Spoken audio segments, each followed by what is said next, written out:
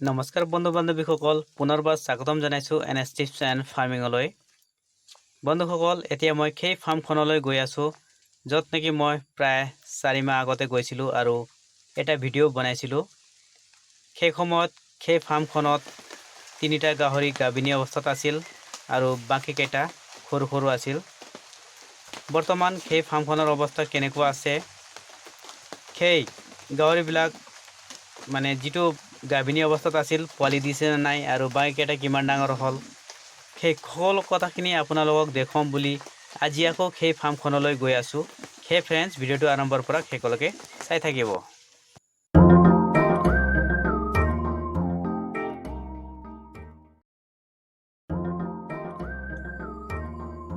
বন্ধুসকল আপোনালোকে দেখা পাই আছে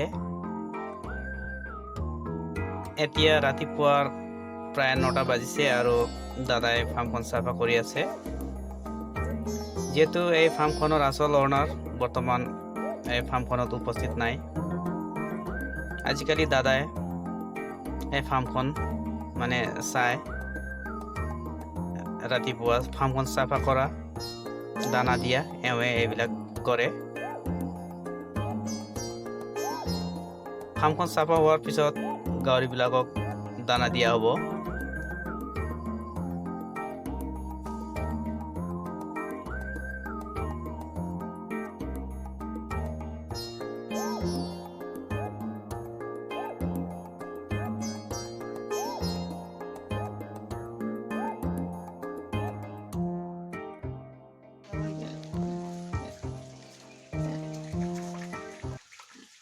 এই যেটো আপোনালোকে দেখা পাই আছে 2টা গাহৰি, এটো প্ৰায় 4 মাহ আগতে প্ৰায় 6-7 কেজি মানৰ আছিল। বৰ্তমান এই গাহৰিৰ ওয়েট 35 পৰা 40 কেজি হৈছে। তো গ্ৰোথটো কেনেকৈ হ'ল বন্ধুসকল আপোনালোকে জনাবচোন এবাৰ।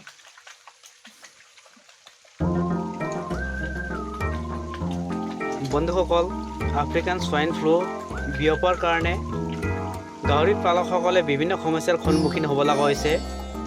ইয়াতকৈ আৰু ডাঙৰ দুখৰ কথা গাহৰি পালকৰ কাৰণে হ'ব নোৱাৰে।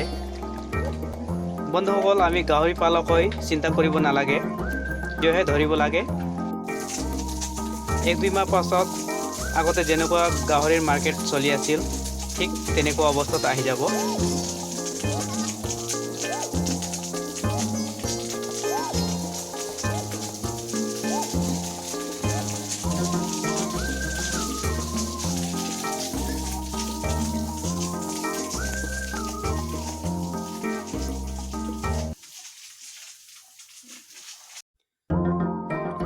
বন্ধুসকল যেটো মই 3টা গাভিনী গাহৰিৰ কথা কৈছিলোঁ,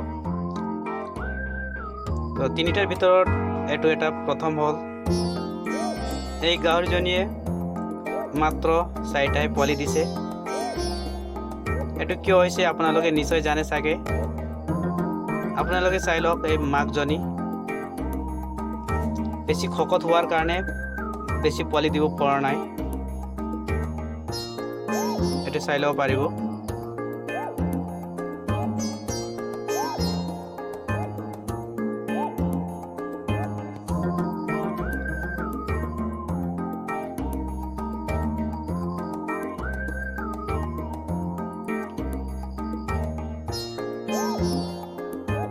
এই ফাৰ্মৰ মালিকৰ পৰা জনা মতে এই পোৱালিৰ বয়স 1 সপ্তাহ হৈছে জন্ম দিয়া।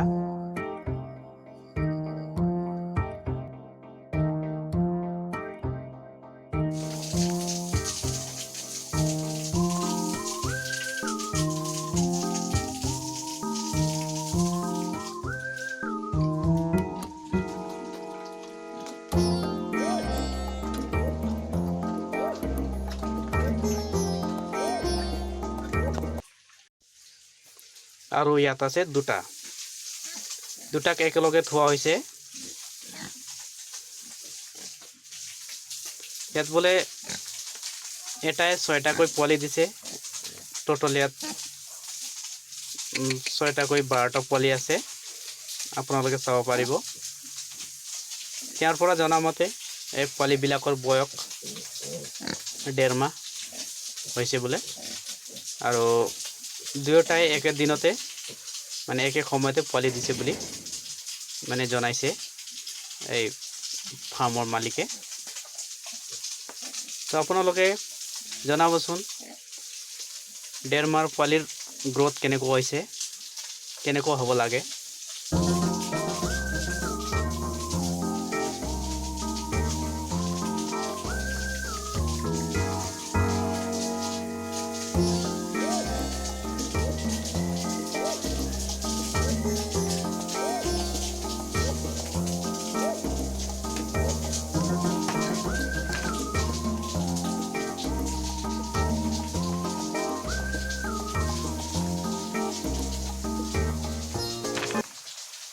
কেইদিনমান পিছত এই পোৱালিবিলাক বিক্ৰী কৰিব পৰা হ'ব। যদি আপোনালোকক লাগে তেন্তে যোগাযোগ কৰিব পাৰিব। এই গাহৰিৰ জাতটো হ'ল ঘুংৰু। তো আপোনালোকক যদি লাগে তেন্তে কণ্টেক্ট কৰিব পাৰিব।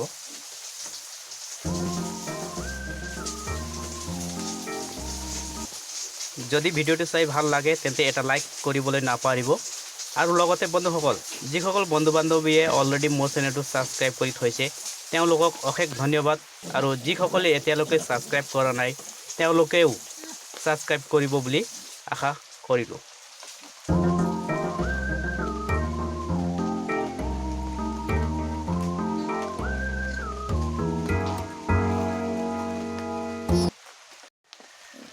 ইফালে এইটো ৰুমত দুটা গাভিনী গাহৰি থোৱা হৈছে, প্ৰায় পোৱালি দিওঁ অৱস্থাত আছে। কেইদিনমান পাছত পোৱালি দিবই। যেনেকৈ আগৰ পোৱালিবিলাক বিক্ৰী কৰি শেষ হ'ব তাৰপিছতেই ইয়াৰ পোৱালিবিলাক বিক্ৰী কৰিব পৰা হ'ব। তো এইদৰে কোনো ধৰণৰ প্ৰশিক্ষণ নোলোৱাকৈ প্ৰথম অৱস্থাৰ পৰা গাহৰি ফাৰ্মৰ বিজনেছ চলাই আছে। যদি আপোনালোকেও এইদৰে গাহৰি ফাৰ্মৰ বিজনেছ আৰম্ভ কৰিম বুলি ভাবিছে তেন্তে প্ৰথম অৱস্থাত 5-6টা গাহৰি আনি গাহৰি ফাৰ্ম ষ্টাৰ্ট কৰিব পাৰিব। তো বন্ধুসকল, আজিৰ ভিডিঅ'ত ইমানেই। আকৌ লগ পাম আন এটা নতুন ভিডিঅ'ত। ধন্যবাদ।